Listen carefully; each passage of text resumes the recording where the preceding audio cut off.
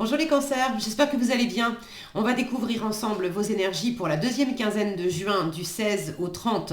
Gardez bien à l'esprit que ce sont des énergies générales, c'est comme une sorte de météo et vous seul décidez de ce que vous en faites. Donc prenez uniquement ce qui résonne pour vous dans ce tirage et le reste vous laissez. Je vous invite également à consulter les vidéos de votre ascendant et des autres signes de votre thème astral pour compléter ces informations.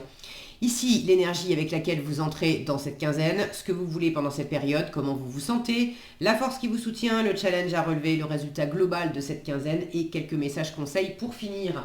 Les jeux que j'utilise pour ce tirage sont le Dream Keeper Tarot et l'oracle Message d'éveil. Vous retrouvez sous chaque vidéo en description tous les tarots et oracles qui sont régulièrement utilisés sur cette chaîne, ainsi que le lien pour les guidances personnalisées. Alors, on y va. Vous avez le 7 d'épée, le page d'épée, 4 de coupe, 8 de bâton, 8 de denier et cavalier d'épée. Alors,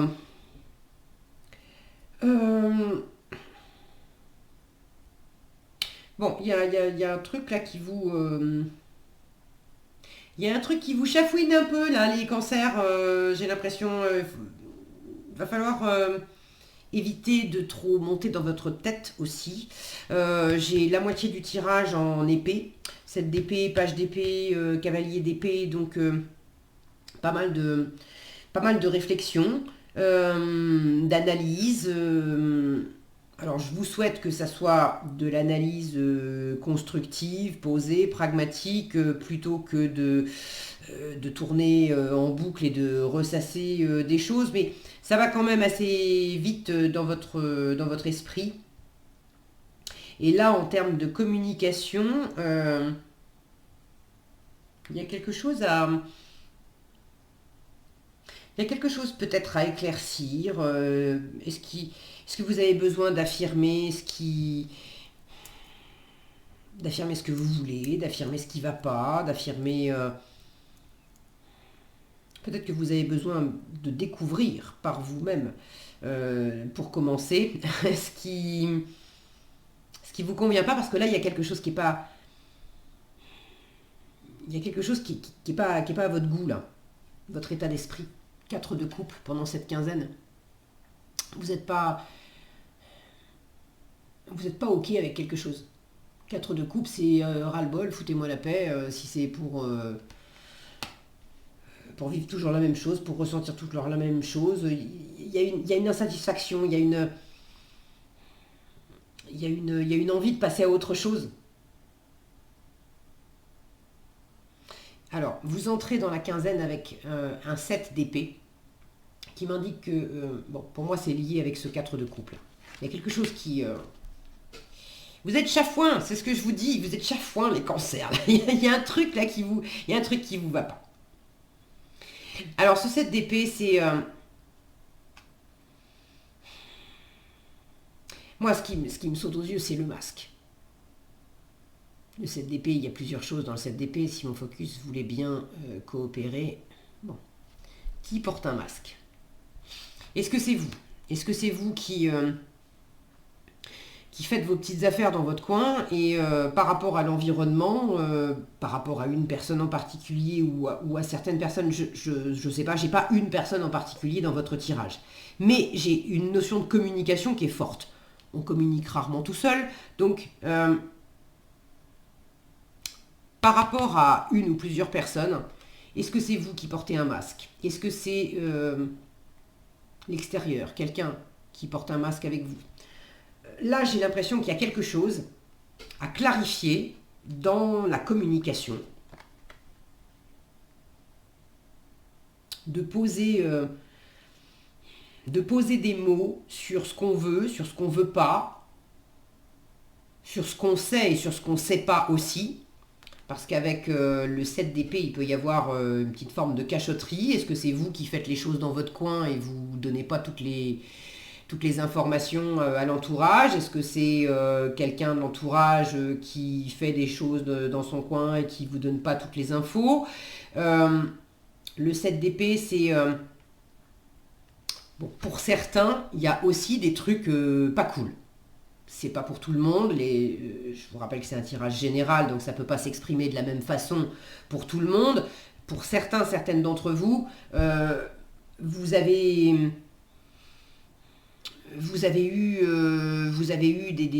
une affaire à régler avec quelqu'un, là on vous a fait une entourloupe, on a blablaté sur votre dos, on vous a trahi, on vous a trompé, bon, on vous a fait un coup en douce. Et ça vous va pas, et vous êtes en train de chercher, comment vous allez vous extraire de cette situation. Alors soit on vous a fait des trucs pas cool, soit sans qu'on vous ait fait des trucs pas cool, vous êtes dans une situation qui de toute façon ne vous satisfait plus. Et vous êtes en train de préparer, en catimini, dans votre coin, vous êtes en train de préparer votre extraction, comme on dit dans le monde des espions. Je me fais mon petit délire, pardonnez-moi. Mais là, il y a vraiment cette notion là de faire... c'est pas pour rien que j'ai ce petit délire d'espion là qui me vient aussi. Il y a ce côté un peu ni vu ni connu, je t'embrouille. Je me fais pas voir, tu me vois pas, tu m'entends pas, mais n'empêche que je suis là, je fais mes trucs, et puis est-ce que c'est vous qui avez besoin d'être discret là pour vous extraire d'une situation, parce que c'est tant que vous n'avez pas une meilleure maîtrise de ce que vous allez faire, du plan B, de vers où, vers qui, vers quoi vous allez vous tourner après, il vaut mieux pas ameuter la terre entière des intentions que vous avez. Est-ce que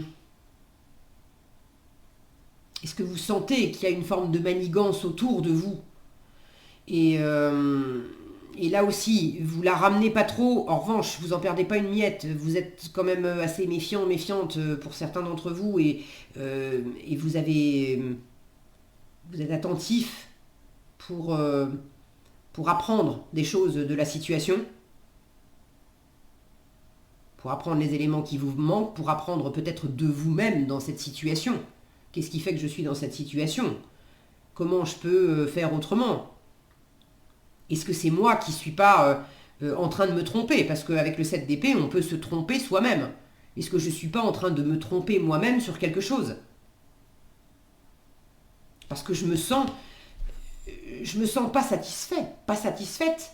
Il y a un truc aussi, il y a un truc qui n'est pas raccord entre le cœur. Regardez, le cœur, il est au niveau de la tête, et la tête est au niveau du cœur. Il y a un truc qui n'est pas raccord entre la tête et le cœur, et en plus, ça donne pas...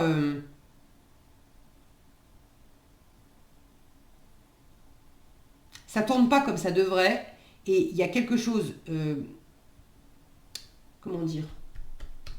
C'est comme si vous étiez en train d'apprendre, parce que c'est ce que vous voulez, hein, vous voulez apprendre page d'épée. C'est l'étudiant du tarot.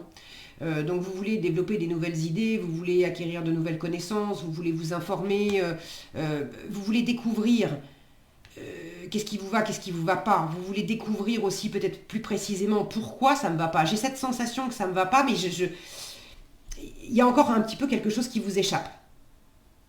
Alors pour moi, ce qui vous échappe aussi, c'est que vous êtes beaucoup dans le mental, vous êtes beaucoup dans la tête. Et peut-être que finalement... je vous disais, pour certains, il y a peut-être effectivement quelque chose qui tourne pas rond à l'extérieur. Mais pour d'autres, c'est simplement le fait que vous vous trompez vous-même.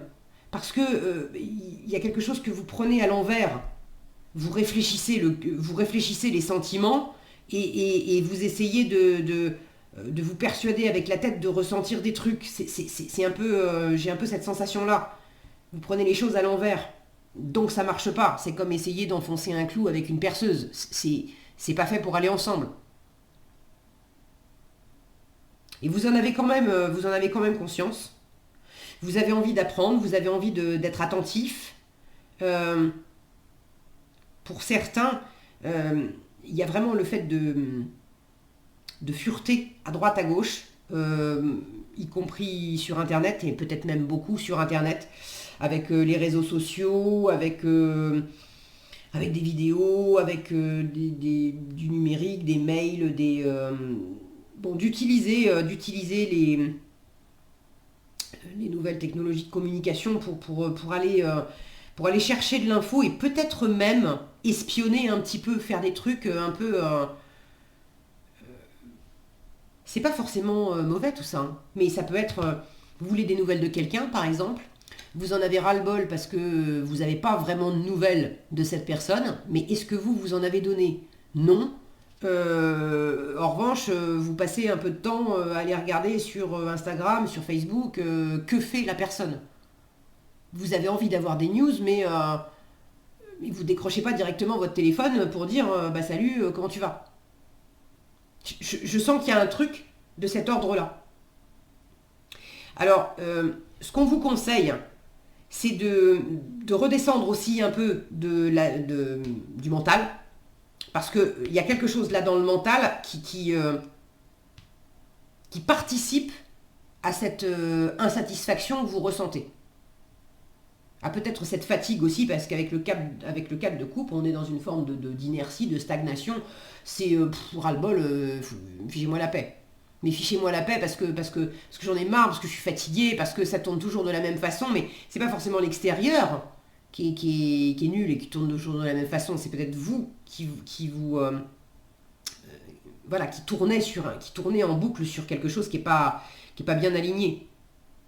Bon, ce qu'on vous conseille de toute façon, c'est de redescendre dans du mouvement, du terrestre, du concret, de l'action.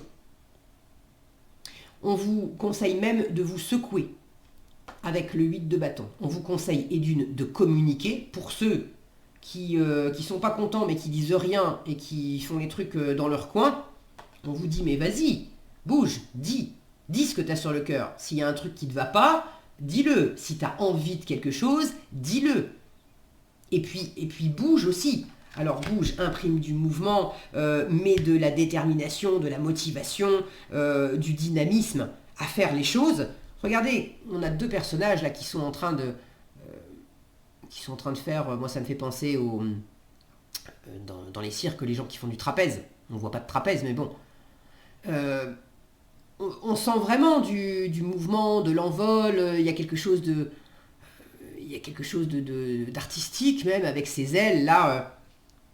On vous invite à bouger, on vous invite à mettre du mouvement, de l'élan, peut-être même un côté artistique dans ce qui vous occupe, mais de ne pas rester bloqué là, à juste réfléchir. Il faut parler, il faut bouger, et bouger tant au niveau de l'énergie intérieure, de mobiliser vos ressources à l'intérieur de vous pour vous secouer, sortir de cette apathie là, et aussi bouger, alors bouger physiquement, mais ça peut être bouger géographiquement aussi. Avec le 8 de bâton, on peut faire des allers-retours, beaucoup bouger, ça peut être tout simplement, par exemple, bougez-vous et puis faites plein de petits déplacements pour aller voir des copains, des copines, de la famille ou des gens, s'il y a quelque chose qui ne vous va pas dans votre boulot et que vous êtes en train de chercher un autre boulot pour une reconversion professionnelle, restez pas chez vous à éplucher les petites annonces.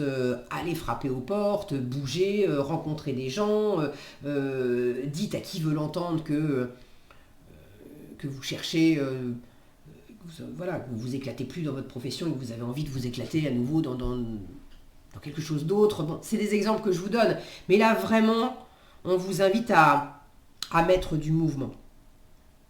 J'ai 2 8 là. 8 de bâton, 8 de denier. Avec le 8, on est dans une forme de fluidité. Le 8, quand on le retourne, ça fait le lemniscate, le symbole de l'infini en fait. Ok ? Donc on vous invite quand même à être dans cette fluidité. Là, il y a quelque chose qui est bloqué. On vous invite à remettre du mouvement. Du mouvement plutôt dynamique. Là, on va avoir du mouvement, mais du mouvement, c'est plus lent. C'est du travail, c'est plus lent. Alors, ça peut vous challenger parce que le 8 de denier, je vais l'avoir en challenge parce que là où on vous invite à mettre du dynamisme, vous êtes dans une forme là d'apathie où ça va être un peu compliqué de mettre tout de suite un mouvement vif. Et alors j'ai deux choses. Pour certains, vous allez freiner en fait. Vous allez freiner des cas de fer et vous allez pinailler sur des détails. Plutôt que de vous lancer, plutôt que de lâcher les trucs, vous allez chercher la petite bête. Avec le 8 de denier, on procrastine, on est dans le détail, mais on est dans le détail, on utilise l'excuse de fignoler les détails pour éviter d'aller à fond dans ce qui doit être fait. Ou alors on va pinailler sur un projet à droite pour éviter de s'investir complètement dans le vrai projet qui nous occupe à gauche. Vous voyez l'idée? Donc pour certains, il y a ça. Pour d'autres, vous vous lancez, mais c'est juste qu'en termes de rythme,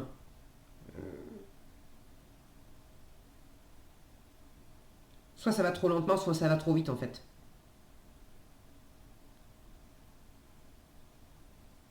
Un peu de mal à être... Soit vous êtes trop focus sur des détails, à être complètement absorbé. Pour certains, vous êtes à fond dans du travail. Alors du travail, vous êtes à fond absorbé dans quelque chose. Ça peut être du travail professionnel, ça peut être un projet de vie, ça peut être... Bon, mais vous êtes complètement absorbé par quelque chose dans votre bulle. Et c'est challengeant parce que on vous demande de vous ouvrir à l'extérieur, de composer avec quelqu'un, avec une ou plusieurs personnes, mais on vous invite à ramener quelque chose de... Là, je le vois comme une danse. On vous invite à danser la vie, à mettre du mouvement, à vous amuser et à partager avec d'autres personnes. Donc attention à ne pas rester enfermé dans certaines de vos occupations.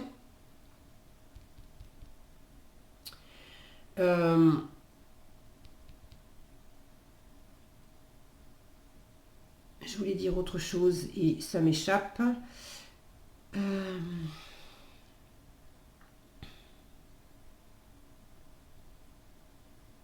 Pour d'autres, c'est un challenge parce que justement, le travail, vous aimeriez bien apprendre et être complètement investi dans quelque chose qui vous plaît vraiment. Et avec le 8 de denier, on en oublie l'heure. Tellement on aime ce qu'on fait et on est tellement absorbé que du matin au soir, on peut être à fond dans son truc et on ne voit pas le temps passer. Mais peut-être que justement, vous l'avez en challenge parce que pour certains d'entre vous, vous aimeriez bien avoir quelque chose qui vous anime à ce point-là, mais pour l'instant, c'est pas le cas. Mais c'est ok. On vous dit apprends, écoute, pose des questions, amuse-toi, échange. La notion de vivacité, d'échange et d'amusement, je sens, est importante. Si vous restez dans une énergie là vibratoire qui est quand même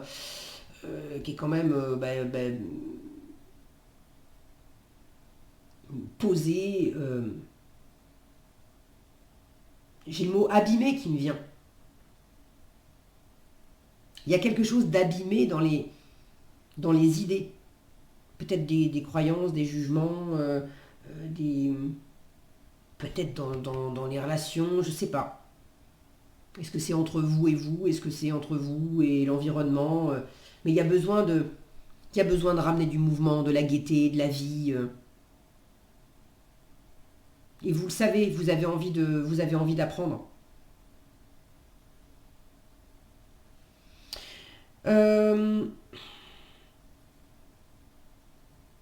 Ne soyez pas non plus trop dans la stratégie, d'accord? Regardez là, au sol. On a ce sol noir et blanc là qu'on retrouve sur les échiquiers, sur les damiers. Ne soyez pas trop dans la planification et dans la stratégie. Il y a déjà pas mal d'épées. Alors, il ne s'agit pas de pas du tout en avoir, mais c'est important que les choses soient vives et fluides.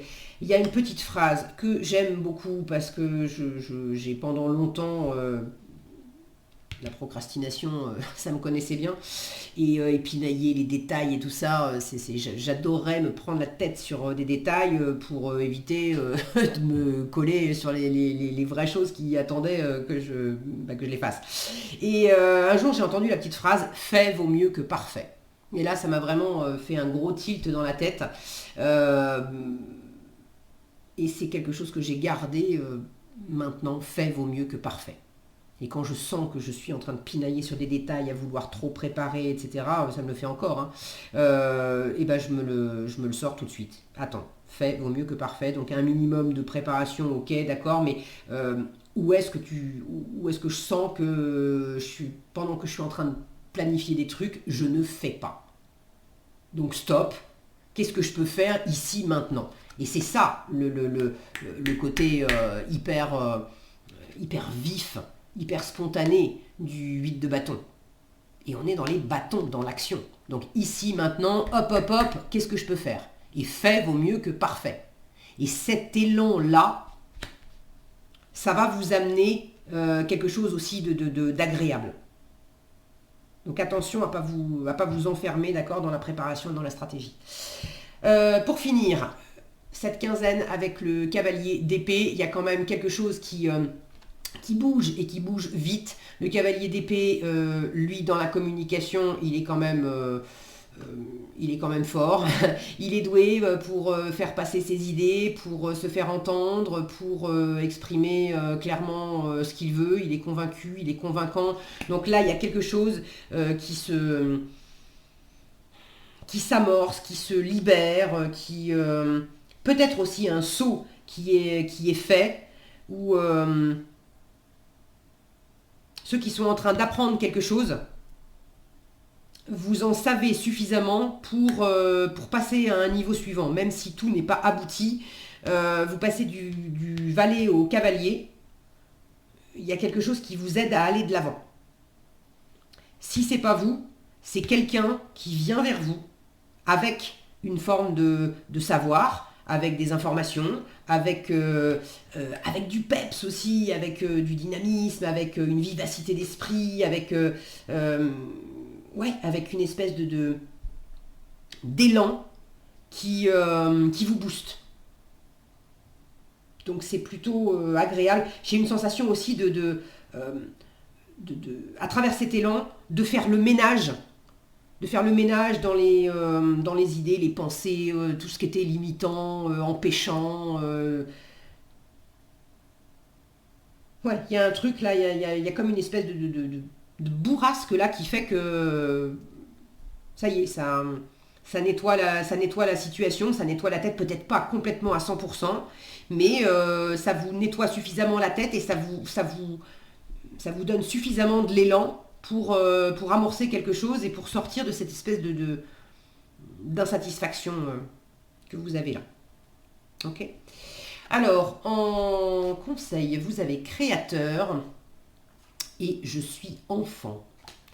Créateur, on vous dit, j'utilise ma puissance de créateur afin de me créer une vie de paix et d'harmonie. Par ma volonté de croître, je travaille sur ma force intérieure chaque jour en découvrant une leçon constructive et positive à chaque situation. C'est ce page d'épée qui apprend en permanence. Je suis maître de ma vie, j'ai donc le choix de créer l'ombre ou la lumière en mon existence. À moi de choisir. Et je suis enfant. Je me libère de mon intellect trop laborieux. C'est les épées qui sont un peu trop présentes là. Je me libère de mon intellect trop laborieux et je retourne habiter en simplicité de mon cœur. Je suis véritable avec moi-même et je reste dans ma simplicité. Dans une grande humilité, je reste au naturel et je m'affiche dans ma vraie nature. C'est ce côté fluide, spontané qu'on a ici. Et puis le côté enfant, c'est le page d'épée aussi, hein, c'est un côté plus jeune. Donc dans ma grande humilité, je reste au naturel et je m'affiche dans ma vraie nature. Je vis le présent en m'émerveillant devant chaque petit trésor enchanteur de la vie. Alors vivre au présent, ça sera peut-être un petit peu challengeant, le côté des deniers, d'être ancré, d'être dans l'ici, dans le maintenant. Mais même si c'est un petit peu challengeant, c'est pas pour autant que vous n'allez pas y arriver. Et puis ce qui est important, c'est c'est ce côté, le libérer. Là, on a des papillons, là, on a le papillon. Il y a quelque chose. Amusez-vous, d'accord? Libérez-vous, amusez-vous. Voilà ce que j'avais pour vous les cancers, j'espère que cette vidéo vous sera utile. Si elle vous a plu, je vous invite à la liker, la partager, la commenter. Et pour être averti quand je publie de nouvelles vidéos, il suffit de vous abonner et d'activer la cloche des notifications. Prenez bien soin de vous, passez une excellente quinzaine et je vous dis à bientôt dans un prochain tirage.